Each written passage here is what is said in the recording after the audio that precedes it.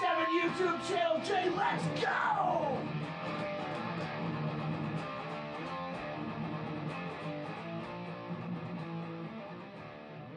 Hello again, wrestling fans, and welcome to another edition of the Good Friends, Better Enemies podcast. My name's Jay, and I'm joined, of course, as always, by my tag team partner, my partner in crime, the jelly to my peanut butter, Mr. Tyrone. Tyrone, how you doing, pally? Ready to talk 95 SummerSlam, bud.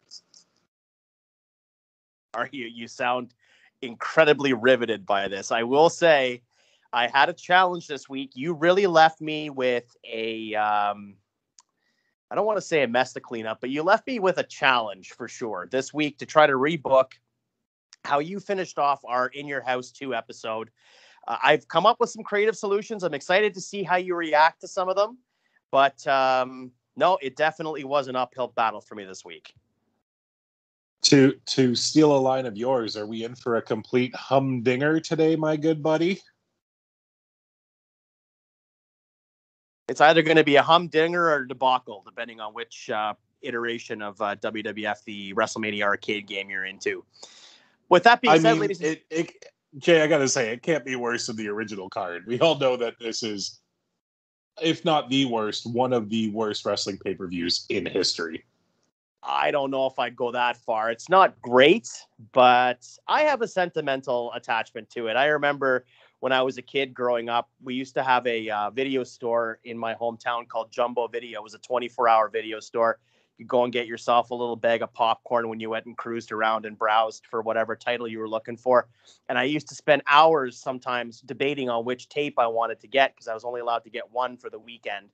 And so there was a few times I ended up partaking in SummerSlam 95 in the summertime, around the August area, around in and around my birthday. I'd pop it on and have some treats. My mom would let me have some snacks, you know, some chips and pop and some ice cream and all that kind of thing. And I used to be in my glory sitting and watching 95 SummerSlam back when I was 12, 13 years old. So I have some fond memories of this pay-per-view. It's sentimental and nostalgic for me, for sure.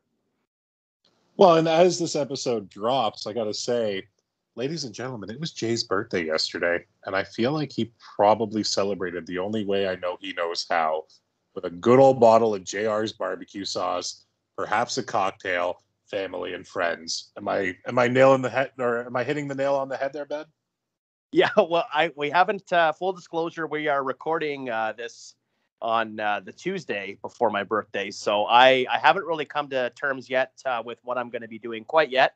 I'm sure there will be some delicious bourbon at some point imbibed on, and probably some really good food too. I have my mom making me some cardamom cupcakes for my birthday this year, so I'm pretty excited.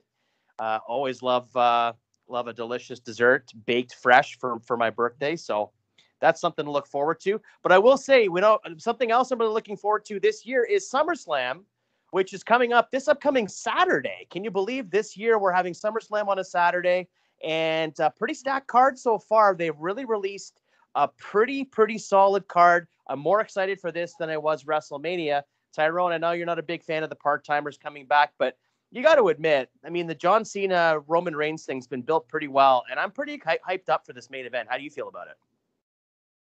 It's definitely been built well, but you and I have spoken about this before, I'm never the biggest person looking forward to the main events. The main events are never what intrigue me of these cards or these events. I'm always more intrigued by the undercard, because by the time the main event hits, chances are, if you and I are either watching this together or texting throughout it or anything, we're not sober by the main event. And by the main event, I just want to go to bed. It's late. I'm that kind of person that, yeah, I may only be in my 30s, but if I can go to bed at 8:30, 9 o'clock every night, I'm going to bed at 8:30, 9 o'clock every night. I don't care if it's WrestleMania, SummerSlam, maybe not my anniversary. I feel like the wife would get mad at that one. But you know what I'm saying? I'm looking at the undercard, and it's okay. There's nothing really selling me on this right now. Bianca Belair and Sasha Banks' return match should be good. Don't really care about seeing Charlotte in another fucking women's title match. Damian Priest and Sheamus, can't really say I'm nibbling at that one.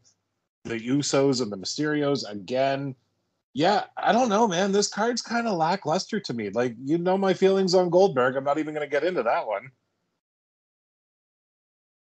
Yeah, I don't know. I kind of feel like the match of the night's probably going to be Seth Rollins and Edge. I feel like that's going to be a really solid in-ring and well-worked match. As for the Goldberg thing, I'm with you. I'm excited to see Goldberg, I guess. Not nearly as excited as I was maybe 2 years ago when he was making returns. I do think that he has a place on the card, but like we talked about in last week's episode, I really think that he shouldn't be necessarily in title matches, maybe just trying to elevate some other stars on the card and trying to put them over. As far as Cena and Reigns goes, I will say I'm very excited for that match. I'm hoping that it's going to deliver on all the kind of promise that we sort of see in terms of a big time matchup. And I think that's maybe the singular reason why I feel like SummerSlam's a little bit more exciting to me this year than WrestleMania. I will say that if we do get together, we're going to make an effort to try to maybe spread out the Jameson shots a bit, so we get a chance to enjoy the entire card and not get quite too sloppy. We'll see what happens. But there's one other thing I want to touch on before we dive into SummerSlam 1995, and that is that for those of you that listened to our episode last week of SummerSlam 1991, Tyrone and I, we had a snafu. We made an error. We No, didn't no, no, touch no, on. no. There was no error. It was done on purpose. Because you see, I couldn't have the match made in heaven happening while not turning Jake the Snake heel or having the Undertaker win the WWF Championship. So yes, we didn't talk about it, but I plead my case. It was done on purpose. I'm sorry. I love Macho Man. I love Elizabeth. But at the same goddamn time, by 1991, they were pretty much divorced, not even getting married in real life. So you didn't like it? Grow the fuck up. I just meant more along the lines of we made a mistake not touching on it. We didn't really address it at all, and I think that we both kind of had slipped our minds. We had both had pretty lengthy days and just it just didn't occur to us to talk about it. But yes, no, it was something that possibly would be happening down the line. I think we discussed possibly it happening at a Saturday night's main event, which would have a lot more eyeballs on it. Having the wedding of Savage and Elizabeth on a Saturday night's main event maybe would have been a little bit more impactful than doing it at SummerSlam. But we do apologize for not touching on it at all. It wasn't that we didn't address it. It's just that we forgot to address it on air. So for those of you wondering where it was, that's the answer to the question. And I think that Tyrone pretty much summed it up quite well by saying that, yeah, I agree with him. If you don't like it, it's our book and grow up. Bitch. All right. Well, Tyrone, I think that we have done enough house cleaning here today. We've talked about SummerSlam coming up next week, this upcoming Saturday, actually. Well, now, one thing we didn't touch on, it hasn't been announced yet, but there is most likely going to be a match at SummerSlam. You said Edge versus Seth Rollins is going to steal the show. I'm going to go on the other brand. I'm going to say Riddle and Randy Orton, show stealer. Yeah, that might not be bad, actually. I was really enjoying the way that they set up the program between the two of them. I really liked the way that Orton hit that RKO on Riddle on Raw after the main event with AJ. I love the AJ and Orton match. That, to me, is just perfect in-ring wrestling. I just love it. It wasn't a bunch of 450 splashes and 1,800 super kicks. I was very, very pleased with the in-ring work there. Orton looked very crisp. AJ's always looks fantastic. So I was quite pleased with that particular match and that setup for that angle. What'd you think of it? It was good. The only thing I got to say is, oh, excuse me, something in my throat. I do wish they had kept the RK Bro thing going a little longer. I thought that had legs. You could have stretched that out, maybe even into Mania. They do this thing with these top stars all the time where if they put them in a tag team, we all know it's not going to last long. But I find that they pull the trigger way too quick. Like you look at Y2AJ, that could have gone on for a while. This could have gone on for quite a while. And think of the great promos. They could have had a tag team championship run.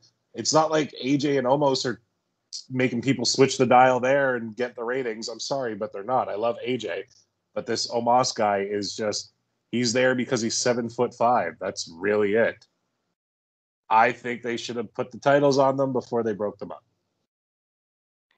Yeah, you know what I will say is when I was watching the program and I because you could feel the RKO coming after they did the hug and then, you know, raising Orton's arm and all that kind of thing. You could feel it coming. I honestly felt like I was getting shades of the Steve Austin Dude Love tag team from 1997. If you recall, Mankind had been coming out trying to appeal to Austin to be his tag team partner after Shawn Michaels was on the shelf. And you had Mankind coming out with this sign around his neck that said, "Pick me, Steve." And Austin kept on stunnering him every week. And then finally, Dude Love came out as Dude Love, and they became tag team partners. There's just something about that scenario that for some reason, that's the first thing that popped in my mind was like, oh, it's like, this is like Riddle being like Dude Love and Orton being Austin. I thought it was really well done. I really enjoyed the angle. The Austin Foley angle or the Riddle Orton angle? Both. I thought both were really good. I agree with you. I always like the kind of odd couple tag teams. Like I loved Team Hell No. I loved Kane and RVD. Essentially, you put Kane in a tag team with a random person, and apparently I love him because I loved him with the Hurricane. I loved him with RVD. I just loved Kane in tag teams, especially with a straight man. It was the greatest thing. Yeah, it would have been funny to have like Kane and like Lance Storm or something together. Would have been pretty funny. Well, and just great because Lance Storm didn't get enough love in the Fed. Oh, that goes without saying. I completely agree. But if our speculation is correct, we might be seeing a Lance Storm appearance in the next couple of weeks, or we might have already based on where we're recording this. But anyhow, with that being said, ladies and gentlemen, we are going to dive into SummerSlam 1995 that took place in Pittsburgh, Pennsylvania at the Pittsburgh Civic Arena on August 27th, 1995. I found it interesting to point out that this was the last WWF pay-per-view before the debut of Monday Nitro.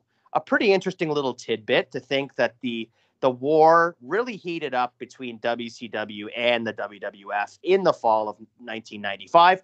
And of course, that being the catalyst for it, the Monday Night War starting with Nitro going head-to-head with an unopposed, because Raw was off that particular week. But it did start up shortly thereafter. The war began. And we have a very interesting time in the wrestling business right now. You have Hulk Hogan, who's on the other side, on the other channel, on WCW, on Turner Network Television, who's not really drawing as well as one would hope. Ric Flair, of course, is there. You have Macho Man Randy Savage.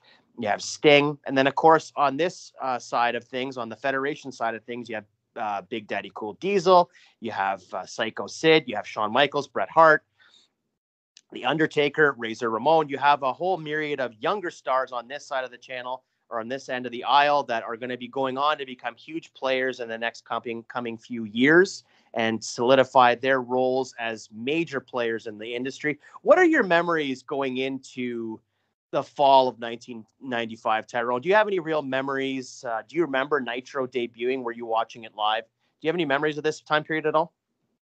Dude, I was 9 years old. I was in bed before any of that happened. I wasn't allowed to be watching it late at night. And plus, I don't think we got Nitro up here at this time. We've spoken about it many times that we would have to wait until Wednesday at 3:00 if TSN had nothing else to show. We would get the replay. The only memories I really have of wrestling in this era were watching Superstars and Saturday morning shows. Like I wasn't allowed to watch Monday Night Raw. I wasn't watching Monday Nitro.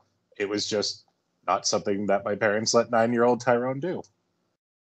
That's very fair.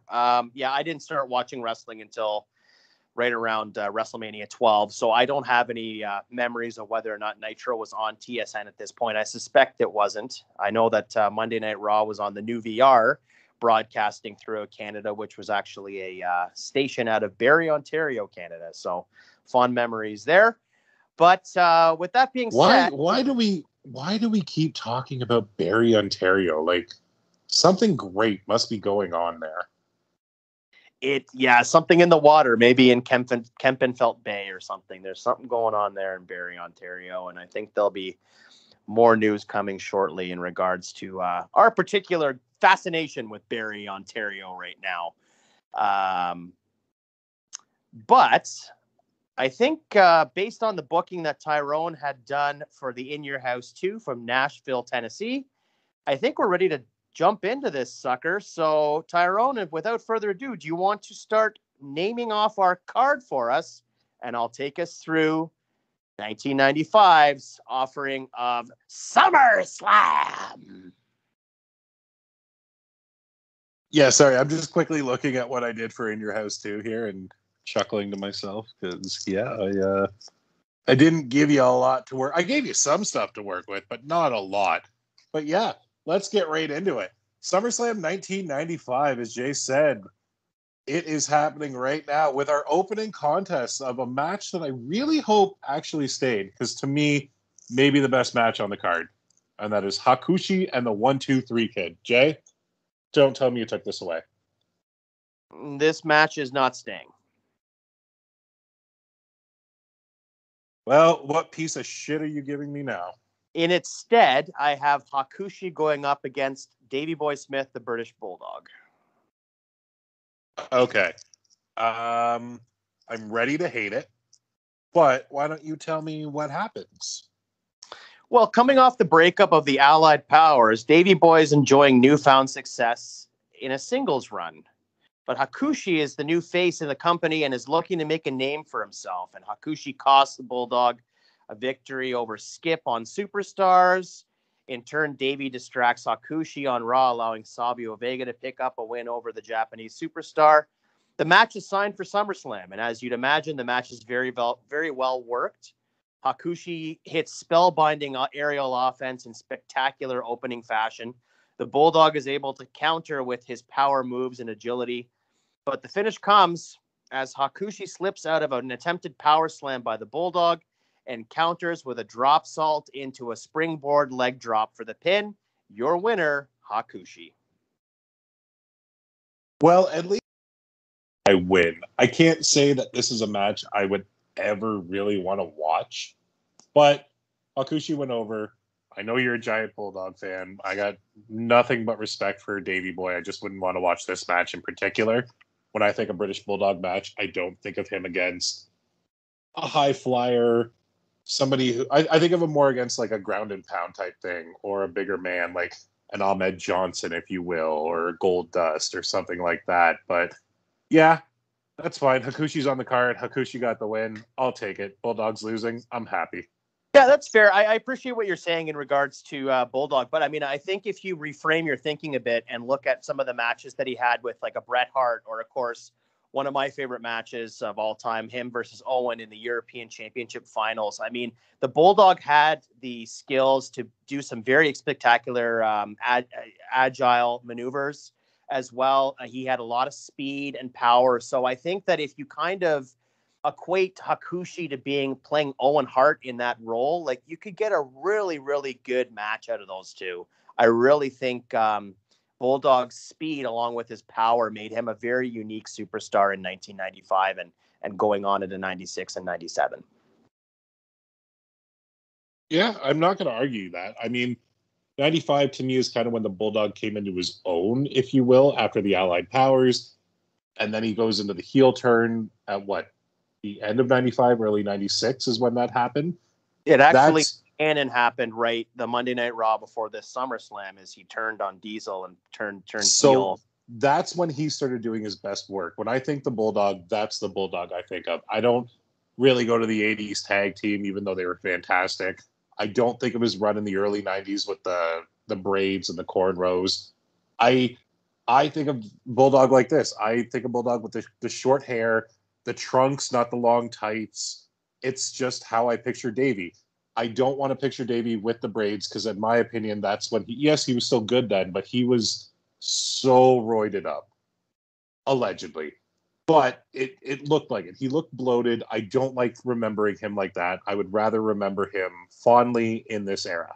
I completely agree. He was lean and mean at this time. He was looking really, I don't think he ever looked better in his career than he did from 95 through to 97. I think he looked outstanding. I mean, he had that great run with Shawn Michaels at In Your House, and then King of the Ring 96. So he was looking really good. And then, of course, as a member of the Hart Foundation, I thought that he was doing some of his best work. So I completely agree with you. That's the Davey I think of.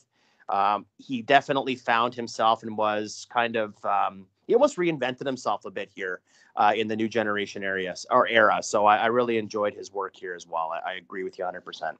What's the next match on the card, my friend? Well, the next one is Hunter Hearst Helmsley, that wonderful American blue blood from Stamford, Connecticut, that young upstart that went on to do a couple of good things, defeating Bob Holly. This is a popcorn match if there ever was one, especially on a SummerSlam. I feel like this is changing. The next match on the card is for the World Wrestling Federation Tag Team Championships, and it is Owen Hart and Yokozuna, your champions, defending against Savio Vega and the 1-2-3 Kid. Okay, so how did we get here? Because that's not how we ended In Your House too. Oh, it'll all be explained to you, certainly, in a few moments. There's going to be explanations all around. All right, I want to know how you got out of this one. Sounds good. So Owen Hart and Yoko regain the tag team championships the night after In Your House when a miscue between Brett and Luger cost them the tag team titles. To placate Savio Vega, and I'll explain that a little bit later, what he's placating Savio Vega with, Gorilla Monsoon offers him a tag team championship match with a partner of his choosing. Savio enlists the 1-2-3 Kid as his partner, and the match is signed. The story of the match is the two high flyers, Owen and Kid, having a classic aerial match. Savio is very agile as well, but being the larger of the two of his team, he's tasked with Yoko. The champions cut the ring in half towards the end of the match, with the Kid finally getting isolated. Eventually, Savio gets the hot tag and cleans house. Finally, as Vega attempts to win the match and seems poised to get the victory, Owen hits an enziguri kick into a belly-to-belly from Yoko for the pin. Your winners and still World Wrestling Federation Tag Team Champions, Owen Hart and Yokozuna. I hate every goddamn thing about this.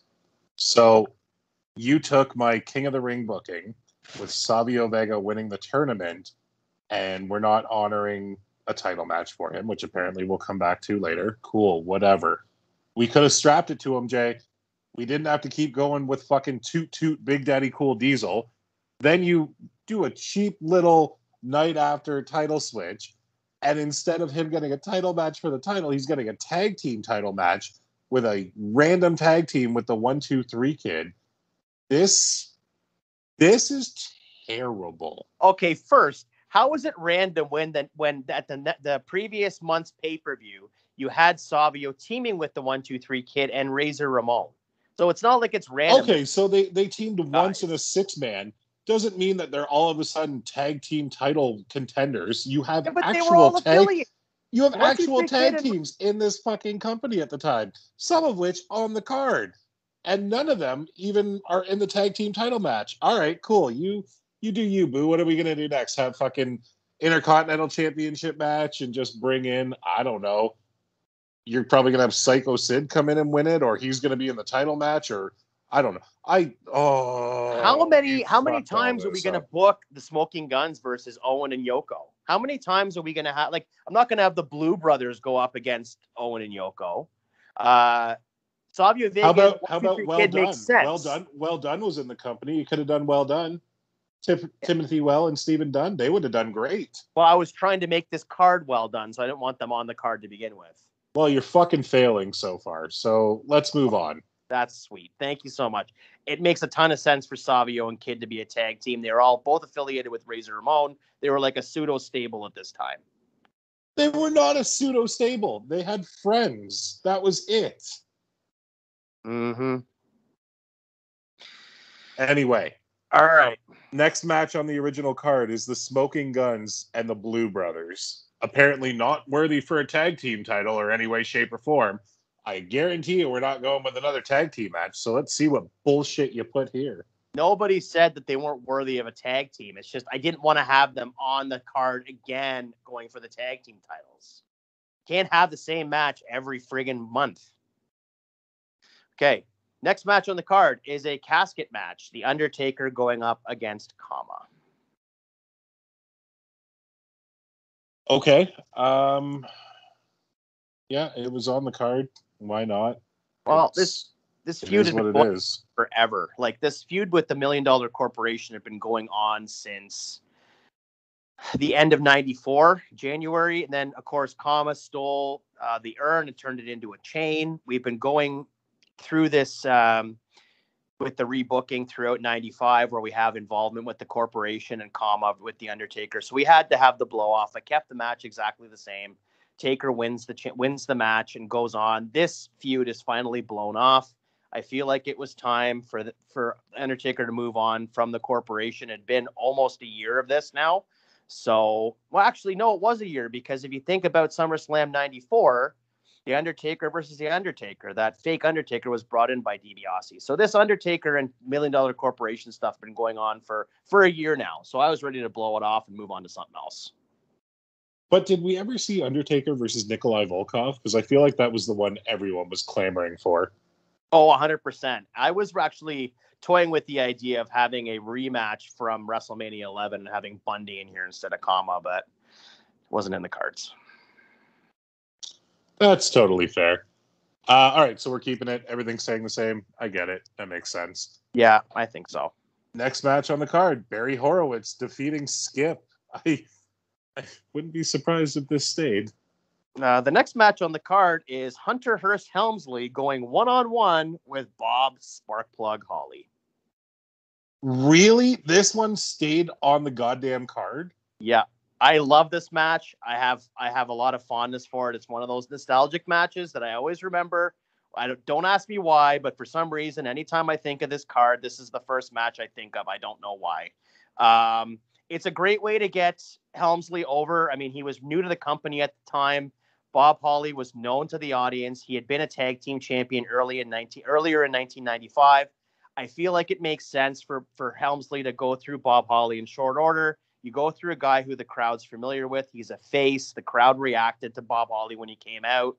So I think it's fine to keep this match on the card and just have Helmsley run through a guy that the crowd is familiar with and established. Yeah, that's fine. I find it strange that this is the first match that you think of when you think of this card, because I had no idea this was even on here. I always, like most people, think of the terrible main event, but yeah, I guess you have a beautiful mind, sir. That's what you have. Yeah, okay, guys. So I don't know why I do either. It's just for some reason, anytime I think of this card, it's always like, oh yeah, that Bob Holly Triple H match. I like that match, and I also really like Bob Holly's theme music. So I'm happy to keep it on here. All right, cool. Well, the next match on the card then is WWF Women's Championship, Bertha Faye and Alundra Blaze. The next match on the card is Bret the Hitman Hart going up against Lex Luger. Now, I had a feeling this was going to be on here. This was like how you thought that I was going to book Bret versus Jim. I knew you were going to book Bret versus Lex. Wow, that was a hard sentence to say. Book Bret versus Lex. I completely saw this coming. It makes sense with what I did to you. I get it. Okay, so I got a bit of a story that I built here. The newly crowned tag team champions of Bret and Lex Luger had a rematch from In Your House the next night on Raw. During the match, both Yoko and Owen were pounding on Luger, the legal man, on the outside of the ring when Bret attempts to make the save with a splash over the top rope. Owen pushes Lex into the line of fire, and Bret lands on Luger accidentally. Owen then tosses Bret into the ring post. Meanwhile, Yoko is back in the ring.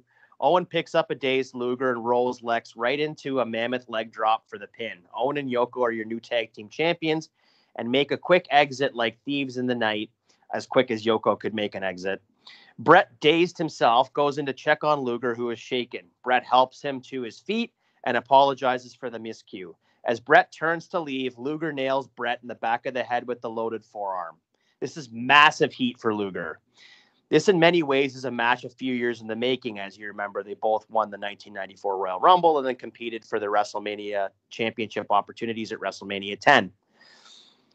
In a departure from the norm, just one moment here. The two exchange promos on Superstars and Raw leading up to the event, but don't ever touch, really, trying to keep and build that anticipation for the match. Luger makes his entrance first at SummerSlam, and in a departure from the norm, Bret Hart runs to the ring instead of having his usual fanfare. The two exchange fists. It's a total brawl. As the match settles down, Bret is on full display with punishing dungeon submission holds, grinding Lex down. Lex is able to make a comeback with some powerful moves and hit a vicious clothesline with that loaded forearm. Seemingly unconscious, Luger then applies the torture rack. The ref, with Bret in agony, the ref raises Bret's arm once, twice, and the Hitman rakes the eyes and gets out of it before his hand goes down for the third time and gets out of the submission. Bret then clips Luger's knee and hits two vicious dragon screw leg whips and locks in the sharpshooter for the submission. Your winner, Bret the Hitman Hart. Now, correct me if I'm wrong, but hasn't this feud been in the making longer than Mania 10? Wasn't there something that happened around WrestleMania 9 where they were at like a brunch or something and Lex Luger knocked out Bret Hart? Yeah, that was a story that they were telling, I guess, on the WrestleMania 9 broadcast. I do remember that. But I thought for the purposes of this, kind of going in, because this is Luger's heel turn. And I think this also makes a lot of sense. You turn Luger heel, and then, obviously at this point, they didn't know that Luger was going to show up on Nitro, but they turned him heel, and then they had him tap out to Bret. So it actually works out well that even if Luger does go to Nitro, which he ultimately does, they had no idea this was coming, but he did at least go out tapping out to Bret, which in their eyes would be probably a good thing. Yeah, no, I'm not mad at this at all. This kind of makes sense, and we're not getting Bret Hart versus Isaac Yankem, which makes me happy. I'm okay with this one. This is a good one. Okay, well, thank you very much. All right, well, next one would have been The Undertaker defeating Kama in a casket match, but we've already had that. So what do we have in its place? Well, we are sticking with Shawn Michaels versus Razor Ramon for the Intercontinental Championship in a ladder match. It's staying the same. I felt again as though this was one of those matches. It had been built up really well. I really enjoyed the interaction between the two. In fact, I was watching SummerSlam 95 last night, and I really enjoyed the promo that Razor Ramon cut, where he was almost cutting a heel promo talking about how Shawn's pain gives him pleasure and that he can't wait to reignite the feud from WrestleMania. The match itself, I've always kind of contended that it was, in my eyes, better than WrestleMania 10, but watching it last night, I don't know if I can make that argument anymore. I don't think it was quite as good. It was still decent, but I felt like they weren't really using the ladder the same way they had in WrestleMania 10. So both matches were good. I'm glad they got a rematch here. I think Shawn versus Razor is a solid feud, especially because you have the history here. What are your memories of this SummerSlam 95 match? Are you a fan of it or not really? I'm a fan of it, but I think it's a completely different psychology versus the original one. Because the original one, the story in it was you had heel Shawn, who had been suspended by the company, legitimately, came back still with the IC title. You had Razor Ramon as the babyface who had won it in a tournament. They're arguing over who is the real Intercontinental Champion, whereas this one was more of a, I don't want to say two buddies. We know they were in real life, but at the time they weren't really on-screen buds. But it was two people, both baby faces, with mutual respect for each other, just going out there and not. I feel like that's where the ladder didn't come into play as much, as they weren't trying to maim each other like they were in 94, if that makes sense. I think that the 94 one is better personally, but not by much. No, I agree with you. And I personally, I'm probably going to take some heat for saying this. I personally think that the WrestleMania 10 ladder match is a little overrated in my eyes. I think it's an amazing match, but I think, I don't know, some people tout it as the greatest WrestleMania match ever. It's not, I wouldn't even say in my top 5, maybe even top 10. Well, how do you feel about the original ladder match? Do you think that you think that its place is appropriate, or do you think it's a little overrated? I think it's appropriate. I see what you're saying, and I don't I get why you think it's under or overrated, but I think that it is definitely top 5 ladder matches of all time. I wouldn't say greatest, but definitely top 5. Yeah, see, I mean, if you're talking about WrestleMania 10 as a card overall, I would take Brett and Owen over Razor and Shawn any day. Yeah, you're not going to get an argument from me on that one either, but you didn't say match-wise, you just said ladder match. Like, we're not comparing one-on-one matches and ladder matches. You asked me if I thought it was one of the better ladder matches or overrated ladder matches, and I don't think it's overrated. Oh, I'm sorry. I didn't mean to say ladder matches specifically. I just meant WrestleMania matches. I think that, like, even on WrestleMania 10, I don't think it's the best match on the card. I'm not saying it's not a great match. I'm just saying, for me personally, it's then again, truthfully, I'm not a big gimmick match guy anyway. So some people are going to probably listen to me. Oh, TLC is the greatest WrestleMania match of all time. So I mean, like, it really depends on what your taste is, right? Everybody has a different flavor and a different if we're straight talking WrestleMania matches, then I still put the ladder match definitely in my top 10. There's no denying that. Yeah, I will go out on a limb and say, with the exception of 25, it's better than every single Undertaker match on any WrestleMania. Really? I don't think the Undertaker. I can honestly say that 25, 29, 18, and 21 are the only Taker matches that I really need to keep when it comes to the streak. I don't know. I think for me, maybe I might put the Hell in the Cell with Triple H over the Shawn Razor ladder match for me. So storytelling wise, sure, that was great. In ring wise, I didn't care for it. Okay. And so, but you think that 25 is Taker's best match at WrestleMania? Yeah, I will say that. 25 or 29. The one with him and Punk, I think, was severely fantastic. Yeah, I can't argue that at all. I do agree with that 100%. I think you're correct. But with that being said, what's next on the card for us, pal? Well, the next match on the card would have been Bret the Hitman Hart and Isaac Yankem, DDS, with Bret going over by DQ. What do you got for us instead? I'm doing something a little fun here for you. Something you're going to really enjoy. Can you guess?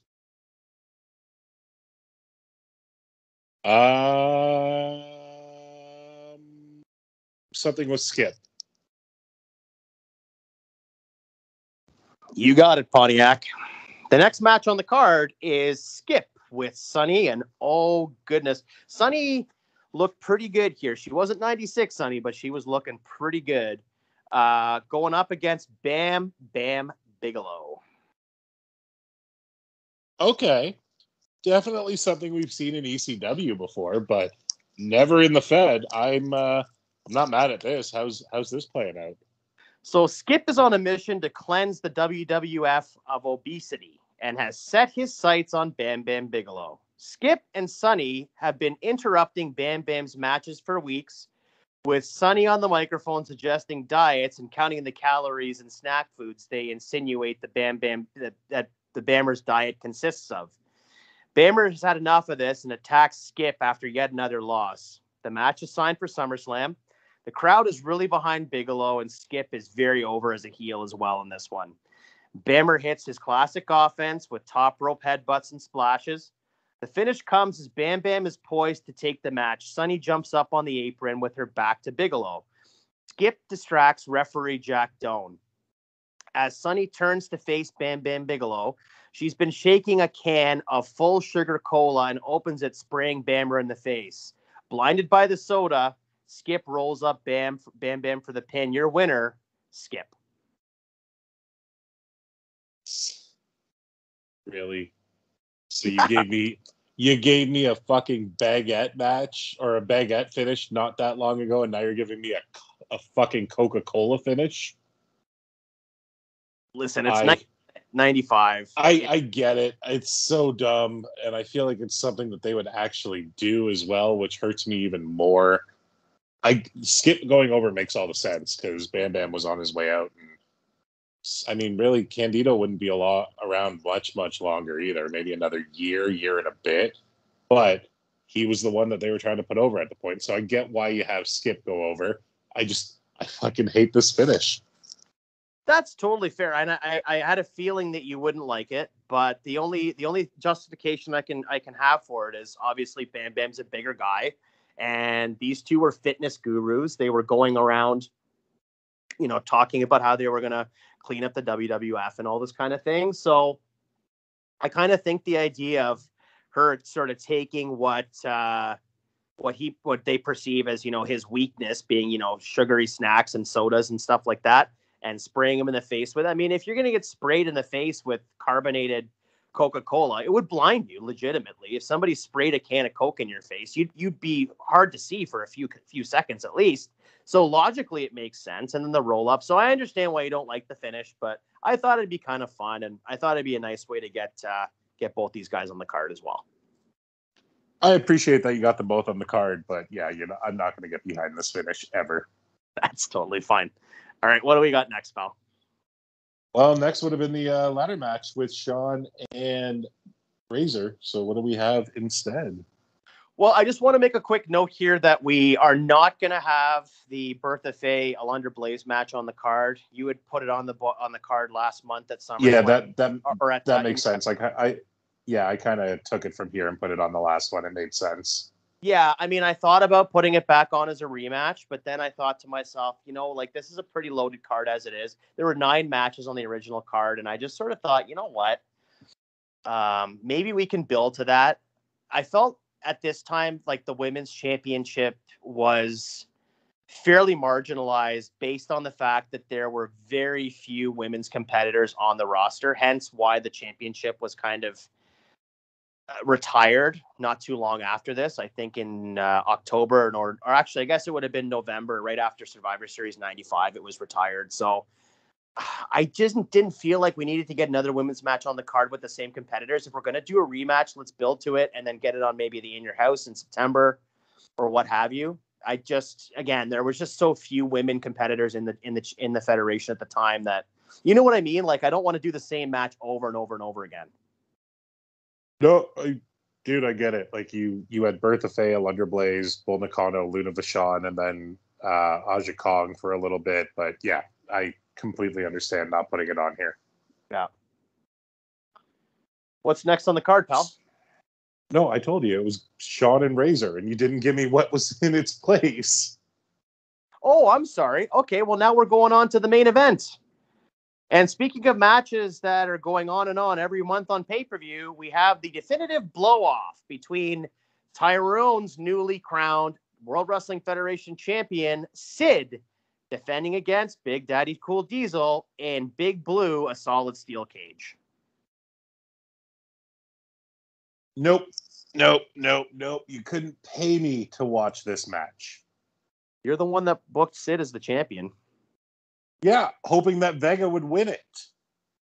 So you honestly, like, I'm not like even joking here. You legitimately, in 1995, would have booked Sid versus Savio Vega for the WWF Championship as the main event at SummerSlam? 100%, because I care about work rate. I don't care about big men. Savio Vega is going to get a good match out of anybody he's up against, and he could work. I hated Diesel as champion. Absolutely hated it. I hated Sid as champion too. The two of them in a steel cage match honestly sounds like my own personal hell. Yeah, and you know what? I really didn't want to make the match, to be honest with you, but I just, in my mind, cannot justify Savio Vega winning the championship or even being in the main event for SummerSlam 95. He'd only been in the company for like 2 months, and yes, I know you're going to say... So then why the fuck are we putting it back on Diesel? Why not put it on somebody else? Why not put it on a Razor Ramon? I get you wanted to keep that ladder match, but there were there were a lot of other options. You could have ended the goddamn $1 million corporation feud and not even had that match and had Taker win the title. I would have been fine with that. Well, see, if we had kept the title on Diesel at the previous month's pay-per-view, then I would have gone in a completely different direction. But I didn't want to keep the championship on Sid. I really wanted to get down the road to that Brett versus Diesel match at SummerSlam or at Survivor Series 95. That should never change. That was probably one of Diesel's best matches of his career, even one of Brett's, I think. So I feel as though, I don't know, this match kind of needed to happen for the purposes of getting back on track into the fall of 1995. And you yourself said you don't want to book anymore on 95. So it's kind of all on me. I mean, that might change. Maybe you will book some more 95 coming up, but I just kind of felt like going forward with Sid as the champion or Savio Vega as the champion wasn't going to make any sense. I had to make this match to get on to more things going on later on in the year, if that makes sense. Yeah, sure. Well, it's your card. You do whatever you got to do, man. Okay. Well, so basically how I booked this is, I said after the events of In Your House in Nashville, Gorilla Monsoon, who was the new interim WWF president who took over for Jack Tunney, is unable to reverse the decision as per the WWF rulebook. Now, if you remember, the way Tyrone had booked the previous month's match with Sid versus Diesel was that there was a ton of interference from the corporation, meaning that that Sid was helped and aided into becoming the new World Wrestling Federation champion. So the rematch is ordered for SummerSlam in a steel cage to avoid all of this interference, with Savio Vega's championship opportunity to be determined after SummerSlam. So he's still going to get the championship opportunity, but it's going to happen maybe the night after on Raw, maybe the following month at In Your House, but he's going to still get that championship opportunity. It's just been postponed due to the events of the finish of the previous month's pay-per-view. So the definitive blow-off of this feud is the match that's held in Big Blue. It's a big move bonanza. Each man throws bombs. Sid does color when Diesel hits him with snake eyes on the cage.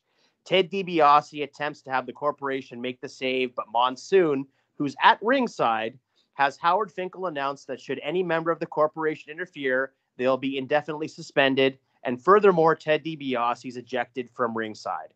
Diesel gains some momentum, hitting clotheslines, a big boot, and a jackknife powerbomb. We go with that slow 3 count, and your winner and new World Wrestling Federation champion, Diesel.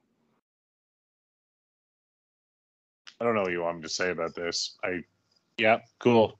Toot toot, Diesel. Yay. Yeah. Well, that's the card, man. Like, I know you think I probably booked Diesel to win the championship because I'm a big mark for Nash, and actually that's not the case at all. I felt like for the purposes of where we're going in 95 that I wanted to keep the title on Diesel because it makes more sense. So I guess we just have different booking philosophies. But it makes more sense how, because it's our universe. Like, we're not looking at what they've already done. We can change anything and everything that we want to. So, if I get another 95 pay-per-view, I'm straight up taking the title off of them right away. I will tell you that already. Well, that's fine. But so I just explained to you. My whole point is that I like that Brett Diesel match so much. I don't want it to change. So I want Brett to win the title from him at Survivor Series. So for me, it makes sense to keep him holding the title all the way through until Survivor Series. Now, we can change the matches that happen up until then. That's not a problem. We can definitely change those matches. I don't want to see Davey Boy versus Bulldog Bulldog versus Diesel at In Your House in October of 95. I don't even know if I want to see that match with the two dudes of Attitude versus Owen and Yoko. But I definitely know that I didn't want to see Sid versus Brett at Survivor Series for the title. I wanted to see Diesel versus Brett. It's one of the best matches in Survivor Series history. I don't want to see either. I'd rather see Savio versus Brett. Okay. Well, we're just on completely different universes, and I completely respect your opinion, but I disagree with it. Yeah, I had a feeling this was going to be one of those ones that we weren't going to agree on at all. I will say I'm happy that Mabel's not on the card. That I give you. Yeah, speaking of the Smoking Guns, I had debated putting the Smoking Guns up against Mabel and Mo in a sort of let me up match after one of the bigger, more promising main events. I am really happy about the Luger thing. That was kind of a happy accident. the way that you'd book that, I kind of really like the idea of having Luger and Brett on the card, and definitely it would have been better than Isaac Yankem. So I do appreciate being able to book that match as a kind of I wasn't expecting to do that one, and it turned out to be pretty good, actually. Every now and then, man, I give you presents and you don't even realize it. You get angry at the time, and then you're like, "Oh no, we're good with this." Yeah, well, you know what it is. I get irritated or frustrated sometimes, but the truth of it is a lot of times it makes me dig deep creatively to come up with stuff to kind of combat what you've booked, and I don't hate it. I mean, at the time it's fun. I find it relaxing to sometimes sit and just like tear everything apart and say, okay, how am I putting this back together? And I'm sure you have the same thing. It's, this is a labor of love for us. We enjoy these rebookings, and we're never going to agree on everything. But yeah, I had a feeling this would be a bit of a polarizing rebooking for both of us. But I think with that being said, we're going to put a pin in 95 for a little while. We might revisit it in September. We'll see. But next week, ladies and gentlemen, Tyrone is back in the driver's seat. And to coin a phrase, he has got a humdinger of an event to rebook. Tyrone, would you like to know what you're rebooking next week? Yeah, I mean, lay it on me, man. Next week, you are rebooking SummerSlam from the year 1993. Well, it's going to be Ludwig Borga winning the title. I'll tell you that. Somehow that's happening. That sounds awesome to me. I will take that. Good Finnish boy winning the title. Makes all the sense in the world to me. Yeah, I figured you'd like that. That's a little present for you. And who knows? Maybe in my booking, the USS Intrepid never happened. Maybe so. It's actually a pretty decent card. I mean, we have some really solid talent on the card. I mean, it can be restructured and rebooked. I always love that Razor Ramon Ted DiBiase match to start off SummerSlam 93. I think it was DiBiase's last in-ring match in the Fed. So really like that kind of symbolism of Razor Ramon, who is a member of the new generation, going over Ted DiBiase, who was an established, golden era Fed guy. So that was a really good match. And then, of course, we had some other fun stuff on there. Heel doinks on this card, which is a lot of fun. So heavenly bodies. Yeah, no, 100%. The Heavenly Bodies versus the Steiner Brothers. So, yeah, we had some really solid workers on this card. So I think you've got a lot to work with. You're going to have some fun, I think, with this one. I'm actually looking forward to this one. I enjoy this. I enjoy 93. I'm one of those weirdos that enjoys 93. Well, I enjoy it too. I mean, WrestleMania 9 is like, I guess, like low key, one of my favorite Manias. Not for the reasons you'd suspect. It's just like, it's almost like a guilty pleasure. I think you're the same way. Like, we both really enjoy 9. And we really shouldn't, but we do really enjoy it. I honestly hate to say this on a public space, but there is nothing about WrestleMania 9 that I do not like other than Hogan's finish. Yeah, you mean the title win? Yeah, his bullshit 5th championship win of, win, Hogan must pose, blah, blah, blah. That's the only thing on that card I do not like. Yeah, I agree. I like Razor and Backlund. I liked Luger and Perfect. I mean, they weren't necessarily the greatest matches. Razor and Backlund didn't really have the best chemistry in the ring, but there's just something about the matches. I don't know. I don't know what it is. Maybe it's because it's outdoors. I don't know. It was a fun WrestleMania. I really enjoyed it. So 93 is going to be. I'm looking forward to 93. I'm excited. Yeah, awesome. And we've got some other fun stuff coming up on tap. Coming into the fall, we're going to be rebooking some fall tentpole events. Like, I'm sure there'll be some Halloween Havocs, maybe some fall brawls in there. We're going to get back to some ECW. And also, ladies and gentlemen, hang on to your hats, because Tyrone and I have been discussing possibly touching on some NXT coming up in the next couple of weeks and months. So stay tuned for that. But with that being said, ladies and gentlemen, thank you very much for tuning in this week to our rebooking of SummerSlam 1995. Tyrone, where can our audience find us and hit us up on social? Over on Facebook at Good Friends Better Enemies Podcast, on Twitter at Good_Enemies, and on Instagram at Good_Enemies. You can always find everything Good Friends Better Enemies related, as well as Counted Out 7 related, at countedout7.com. And I'm done with you, McDonald's. So Wendy's, what's up? How you doing? I like the Baconator. Let's talk. Yeah, I wouldn't mind an Asiago chicken ranch, please, with maybe a delicious chocolate frosty on the side. I like dipping my fries in it. God, I was just gonna say you got to dip your fries in the frosty, man. That's what we do. Yeah, and I also don't hate that you have one of those delicious Coca-Cola Dream machines where I can choose my flavors. If I want to have a peach Coke Zero, gosh darn it, I'm going to have one. Or if I'm going to have a cherry limeade, I'm going to have one of those too. Maybe I'll have both. We'll find out. Maybe the day after SummerSlam when there's been some bourbon imbibed. But with that being said, ladies and gentlemen, thank you very much for listening to our podcast this week. Next week, we will be back with SummerSlam 1993. Stay safe, stay healthy. Enjoy the rest of your summer and enjoy SummerSlam this coming Saturday for myself, for Tyrone, for the World Wrestling Federation, for Bertha Faye, for Ludwig Borga, and for Big Blue. You've been listening to the Good Friends Better Enemies podcast.